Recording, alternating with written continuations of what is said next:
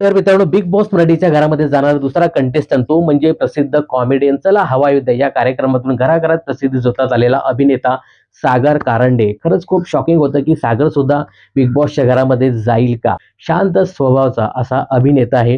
सागरने पहिल्यांदा निळू फुले आणि त्यानंतर रामदास आठवले यांची जी काही ऍक्टिंग आणि मेमिक्री केली ना ती सुरेख होती. पण तुम्ही व्यवस्थित नोटीस केलं असेल तर सागर थोडासा घाबरलेला किंवा मग दडपणाखाली होता की काय असं वाटतं. कदाचित त्याला बिग बॉसच्या घरामध्ये जाण्याचं दडपण असेल. थोडंसं ते त्याच्या चेहऱ्यावरती दिसत होतं. पण जेव्हा तो बिग बॉसच्या घरामध्ये गेला, तेव्हा तो खुलला. पण सागर बिग बॉसच्या घरामध्ये गेला एक स्ट्रॉंग कंटेस्टंट आहे, असं मला वाटतं. मगाशी सांगितल्याप्रमाणे तो शांत आहे, पण कॉमेडी खूप छान पद्धतीने करतो. गेल्या वेळी पॅडी दादा आला होता. आता सागर कारंडे आहे. आता बघू त्याच्या कॉमेडीने हे घर कसं खुलवतो, फुलवतो हे पाहणं खूपच इंटरेस्टिंग ठरणार आहे. पण प्रथमदर्शी तरी मला सागर कारंडे हा स्ट्रॉंग वाटला. तुम्हाला सागरबद्दल काय सांगायचं आहे कमेंट्स करून नक्की सांगा.